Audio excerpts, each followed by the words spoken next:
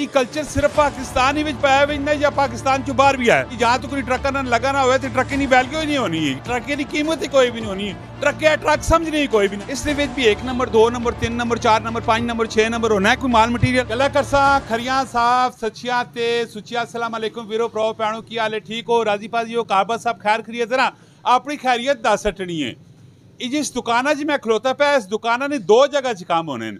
एक जिस टाइम तुसी इंटरनेशनल फ्लाइट पकड़ के आने हो ना एयरपोर्ट ते लैने हो, जिस जगह जो पट्टी विच तुसा समान निकल के पाने ना उस दीवारा ने उत्ते भी चमक पट्टियां लगिया पियां ते पाकिस्तान ना कल्चर दसा है। सैकेंड विचो ट्रकां ने उत्ते भी बहुत सारिया लश पश बड़ा बेहतरीन किस्म का सैटअप बना पिया होना है। राती कदे बत्तियां बंद भी हो सुनना तो दूई गड्डी नी लाइट लगसी तो चमक पट्टियां हो सा चमका के रख सकते हैं और पता लगना है कि आगे कुछ कोई ना कोई गड्डी पे भेजनी है। 21 सिलसिला होना है, की मामलात होना है, ट्रका वहाँ किस तरह से जाने। और इस दुकान खलोते पे नाल दुकान कीपर भी खलोते पे मालिक भी खलोते पे बड़ी दिलचस्प किस्म की गपशप लासा। पूरी वीडियो वेखनी कमेंट च राय भी देनी और उसके बाद इस वीडियो शेयर भी करना है। अस्सलाम वालेकुम। वालेकुम सलाम जी। लाला की हाल है? अल्हम्दुलिल्लाह। ना की वे अजीम अजीम भाई कितने टाइम चो ऑलरेडी तुसी काम पे कर रहे हो? सर 20-22 साल हो गए ने। 20-22 साल हो गए। ये कल्चर सिर्फ पाकिस्तान ही पाया हुआ या पाकिस्तान चो बाहर भी है? ਇਹ ਕਲਚਰ ਜਿਹੜਾ ਇਹ ਟੋਟਲ ਟਰੱਕ ਆਰਟ ਹੈ ਇਹ ਸਿਰਫ ਪਾਕਿਸਤਾਨ ਵਿੱਚ ਪਾਇਆ ਜਾਂਦਾ ਹੈ।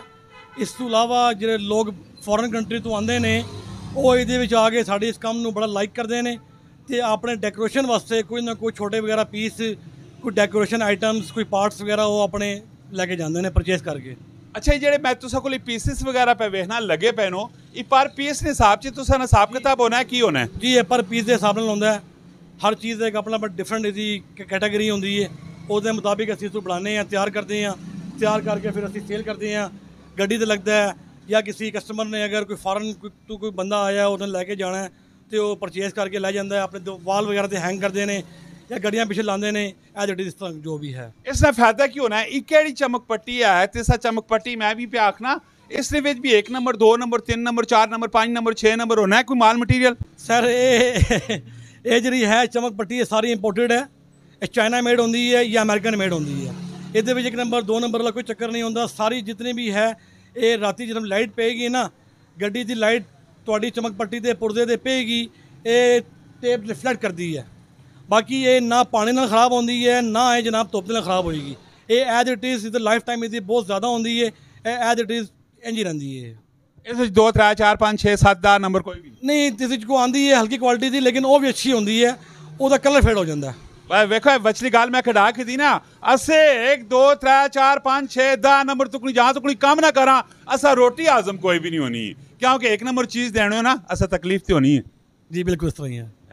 ठप्पा मारने बिल्कुल ठप्पा है इस तरह लेकिन उन कस्टमर की मर्जी है ना कस्टमर हूँ किस तरह काम करवाना चाहता है असं वो को पुछते हैं कि यार तू हूँ काम लाइफ टाइम वाला करवाना है या थोड़ा जा हल्का काम करवाना है वो जे चमक पट्टी होएगी वो मसला मसाइल पैदा होएगा कल नूं अगर वो अग्री करता है तो ठीक है मर्जी अग्री करे गल नूं आसा ना काम में दसना आसा ना काम में छुरी देना अगो कोई हलाल करे या आराम करे। माशाल्लाह जी इतने पाकिस्तान ना कल्चर है ट्रका ना एक शान है और ये जहाँ तो कोई ट्रका ना लगा ना हुआ तो ट्रक की वैल्यू ही नहीं होनी है, ट्रक की कीमत ही कोई भी नहीं होनी, ट्रक है ट्रक समझ नहीं कोई भी नहीं गल है कि नहीं? जी जी बिल्कुल है। ठप्पा मार रहे हो? जी जी मारने। माशाल्लाह जी मिलने नेक्स्ट वीडियो अपना बहुत सारा ख्याल रखियो। फी अमान अल्लाह पाकिस्तान जिंदाबाद।